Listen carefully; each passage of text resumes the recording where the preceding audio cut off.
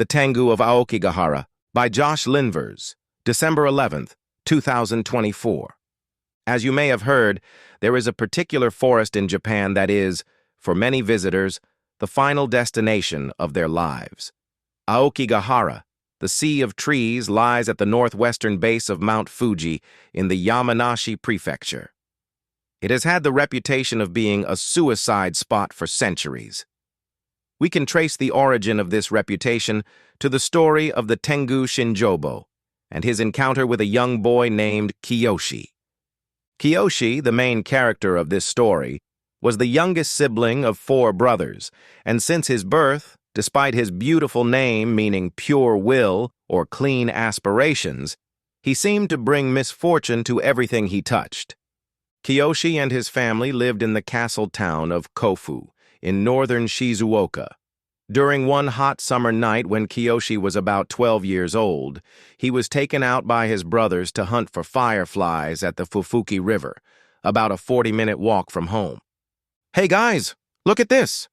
Kiyoshi happened upon an old, but very well-made padded coat draped over a mound of rocks. When the brothers were checking the pockets, they found a cloth containing 5 gold oban, equivalent of several $100,000. "Whoever left this here would be sure to regret it," Kiyoshi's oldest brother exclaimed as he snapped up the coat to try it on. It was a bit big for him, but it would probably still fit his dad, they figured. With these golden oban, they were rich. The family could eat rice and expensive fish every day for decades to come. The brothers took turns fantasizing about how they would spend the money. As they sat around a little makeshift fire, the eldest brother told his siblings stories of the mighty Tengu of Aokigahara Shinjobo, a yokai that mastered immortality. Tengu consider human beings inferior, and only in the rarest circumstances do humans make an impression worthy of a Tengu's attention. Over Japan's long history, it is said that many travelers have sought out this Tengu's knowledge of immortality, and as its voice guides the seekers through a maze-like forest, the impure are turned around in circles until they starve to death. Kiyoshi was glued to his brother's stories, but he was getting sleepy. The 4 marched home from the river under the full moonlight with fireflies in tow, praising their unlucky brother for turning around his fortune. When they returned home, everyone was asleep. The boys prepared for bed, but Kiyoshi wanted to surprise their father with the news. He crept into their parents' room and draped the coat over his sleeping father, putting the 5 gold oban on the pillow next to his head. He closed the shoji and proudly went to sleep. It was a wonderful day. What is the meaning of this? The morning was erratic, and nowhere near as positive as Kiyoshi had hoped. The father was in an uproar and demanded the children return the stolen goods. "We are not thieves in this house. We are not murderers. We are not liars or slanderers. We are good people who live in an honest way. How have I raised you?" the father shouted. "They're not stolen, father. We found them," claimed the brothers. "Bullshit. People do not leave 5 oban carelessly laying around. Idiots!" And after a lengthy back and forth between the brothers and their father, it was decided they will hold on to the oban for safekeeping. They will not spend any of it while the father is alive, and if they should learn who had misplaced their belongings, they would come forth righteously and return it to them. It wasn't what the boys had hoped for, but they respected their father's wishes. The golden oban were hidden away in the ceiling rafters. After cooling down a little bit, Kiyoshi's father sat down with his sons and explained. "There will be times you boys are tested in life, and if you fail, life becomes harder. But if you walk on the right path, even though it often seems uphill or less exciting, you won't regret a day of it. Remember that, my sons." The following days were uneventful. The boys pleaded with the gods that no one in town would address the money, and no one did. Kiyoshi's father, who was typically a very stout and healthy man, seemed to have caught a nasty summer cold. Shortly after, it embraced his mother, then the house helpers, and eventually his brothers. It seemed this cold had spread to everyone but Kiyoshi. Rashes appeared on their father's face, which turned to blisters, then hard balloons of pus that would break open and spew out a nasty yellow liquid. All very painful, with no signs of stopping. The town's healers were able to diagnose smallpox, but the cause and spread of the illness wasn't well understood. Salves and moxibustion were tried as cures, to no effect. Where could it have come from? Though the doctors probed the family, nothing insightful left their mouths. It was a family secret. Everyone believed in their hearts they were being punished for stealing. Kiyoshi's father pleaded, in what were the final words to his youngest son, "Please, son, for the sake of our spirits, make amends to the gods. Promise me to return the cursed gold to where you found it." Kiyoshi swore to it as his father's eyes deadened. "It isn't fair. Kiyoshi's the one who took it. He cursed us." Kiyoshi covered his ears, crying. Their accusations didn't last long. The words turned to moans. The moans turned to silence, and silence to the droning of flies. Kiyoshi ate what food remained in the house, though much of it spoiled before he could get to it. When it became necessary, he climbed into the rafters, took out his family's savings and the cloth of gold oban and left to purchase food, only to find that just outside his gate, guards were posted to quarantine him. The stigma of his family's sudden demise alienated him. Ironically, Kiyoshi had in his sleeve the most money he had ever carried, but couldn't spend a coin of it. "Official instructions on what to do with you are being decided. Remain in your home until we tell you otherwise." The smell of his family rotting in the summer heat put him in a state of constant nausea. Under the shroud of night, Kiyoshi slipped out the side door and escaped his captivity through a loose board in the fence. His sense of direction was poor, but he walked all night looking for the river to return the gold. When his little legs couldn't carry him further, he plucked a thicket of Suzuki and slept under it like a fox. At sunrise, he walked again, exhausted, starving, but he regained hope as he heard the flow of water. It was a river, but was it the Fuefuki River? He couldn't be sure, but he walked the banks looking for piles of rocks. Unfortunately, there were piles of rocks everywhere. He sat down and cried. A fisherman saw him in the distance, approached him and asked who he was, why he was at the river alone, and where he might be from. Kiyoshi wasn't ready to reveal anything, and instead begged for food. The fisherman sympathized and shared his catch. The fisherman mentioned the hard times that hit his village, a mysterious disease that quickly killed many families. He wasn't sure why he had been spared, but expressed that luck was on his side. Kiyoshi's expression sunk deeper. He was easy to read. The fisherman suspected something like that happened to him too, and didn't need to pry further. Kiyoshi asked if they were at the Fuefuki River, but unfortunately for him, they were not. "This is the Ashi River," the fisherman replied. "Fuefuki is much further north." Anxious and fearful that he may not be able to keep the promise to his father, he began to cry. "I have an important promise to keep, but I don't know if I have time to do it," Kiyoshi started. "If only I had more time. My brother told me there is a Tengu in the forest that can live forever. Maybe if I meet him and learn how, maybe then I can accomplish my mission." He asked the fisherman if he knew about Aokigahara and the Tengu of immortality. "Ah, kids," thought the fisherman.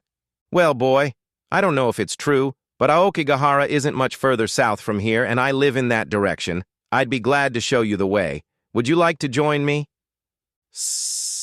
The two journeyed for an hour or so and passed through the fisherman's hamlet. There was no one to be seen. It's as if it had been quickly deserted. "These houses are all cursed," he said. "Something inside makes your skin boil." Kiyoshi kept quiet. He was clearly tired from all the walking. The fisherman offered a place to sleep. Kiyoshi graciously accepted. He woke to the fragrance of grilled fish and miso soup. As they sat down to eat, the fisherman spoke. "Boy, I don't know what you're going through, but a forest like Aokigahara is no place for children to walk alone. You're looking for Fuefuki River but ended up at the Ashi. You don't seem to know up from down. I'm worried I'm going to regret it if I let you go in there. Kiyoshi became defensive. Please don't stop me. I made a promise that I have to keep. Don't worry, boy. I have no intention of stopping you, but you might do well to spend a few days here before you go. Rest your legs, eat, regain some of your energy. The man seemed genuine in his concern for Kiyoshi, and this kindness put him at ease. Days later, as the man was drying himself from an afternoon bath, Kiyoshi spotted a terrifying mark on the man's upper back. Kiyoshi's heart was pounding. Does he know? Did I do that? Am I really cursed? Is he going to die? No, it isn't fair. He didn't do anything. By the time the man had his housecoat on, Kiyoshi had disappeared. He ran as fast as he could into the forest. The sun was setting and it was too dark to find a proper place to sleep. He sat on a nest of exposed roots, hugged his legs, and rested his head on his forearms. The forest was eerily silent. The only sounds made in the forest were of Kiyoshi's doing. He focused on his breathing. Then it spoke to him. Go. Chi. The wind whispered to Kiyoshi as it wove through the trees. Kiyoshi's senses peaked up and he concentrated on the sound, but he did not move or respond. It became louder, clearer. Go. Chi. Go. Kiyoshi lifted his head and spoke into the darkness. Shinjobo? For minutes there was no response. Go. Go. The wind howled. A branch snapped from a tree and thundered to the ground. The sounds of foxes geckering in the distance made him anxious. Kiyoshi stood up. He was scared, but understood that something extraordinary was happening. He carefully proceeded through the black shroud, following the cacophony of foxes. One misplaced step caught his foot on a root, and Kiyoshi tumbled down the hillside. Slamming into a tree, he was knocked unconscious. He coughed himself awake into a thick fog, his face stuck with yellowed pine needles, sap, and grime. His belongings were scattered about as if they've been picked through by his brothers. He couldn't move his left arm without significant pain. But before assessing his body's condition, he steadied himself onto his feet and began to frantically search for the cloth of Oban. Kiyoshi panicked. It was gone, completely and utterly gone. He started to hyperventilate. The quiet forest apathetically drank in his breath. His arm was probably broken. He was dizzy, disoriented.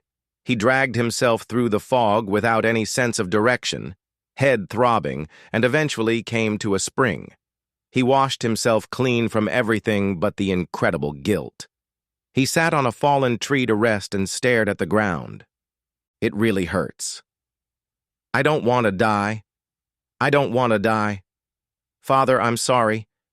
Maybe I can't keep my promise. I'm cursed. I'm tired. The wind picked up again in the quiet forest, cutting a channel into the fog. Koi.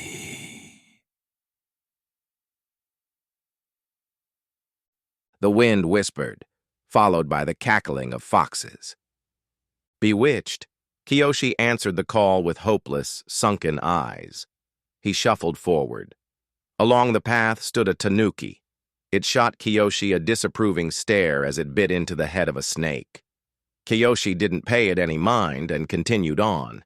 He arrived at the base of a magnificent cedar tree and sat to rest. A large and menacing figure approached him from his peripheral vision. It didn't make a sound as it strode above the fallen trees and leaves. Shin! Jo! Bo! Kiyoshi mustered. The Tengu glared at him. I want to live forever. The Tengu remained still for a while as it stared at Kiyoshi curiously. It untied a gourd from its obi and tossed it to Kiyoshi. What he drank from the vessel, he could not fathom. It was red, thick, rich, like blood, but nourishing, comparable to life itself. He felt a surge of energy course through his body, euphoria. His pain completely disappeared. The Tengu sat, cross-legged with its hands on its knees, and watched the event unfold, expressionless. Kiyoshi stood, amazed. looking at Shinjobo, his savior. He excitedly approached the Tengu to ask a question, but was surprised when no voice would leave his throat. Something was wrong. His chest was getting warm. His heart started to pound. He stepped back and balanced himself against the great tree. He felt the need to vomit. So he did. It didn't stop. The pain was incredible, the red vomit painting the ground around him. Tears started to blur his eyes, and into his hands he puked a pile of his own teeth. His joints gave out and he collapsed to the forest floor. His eyes followed, ejected from his body like a disease. Whether it came from his mouth, nose, or ass, his body was emptied of its contents, and he laid crippled in a pile of himself, unable to see, hear, or breathe, though somehow still conscious. It wasn't long before the songs of birds graced the air, and the fog dissipated, revealing a lush and tranquil forest. Kiyoshi stood to his feet, looking down into the pile of his human waste, somehow apathetic to it all. He looked at his right hand, his skin stained red with the blood of his rebirth, and then to the Tengu. Again Kiyoshi tried to speak, but again there were no words. "It will take you a very long time to learn to speak like you used to." Kiyoshi tried again. The wind picked up, bouncing off the trees and rocks.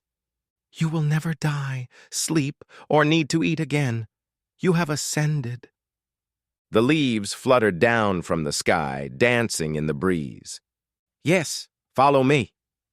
Shinjobo led Kiyoshi to a fox hollow at the base of a boulder. "There," Shinjobo pointed. Kiyoshi smiled and crawled into the hollow.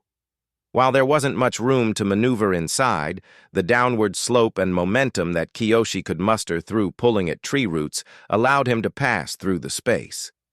Progress wasn't fast, but as he inched his way through the earth, the tunnel tapered down to a size that he could not enter.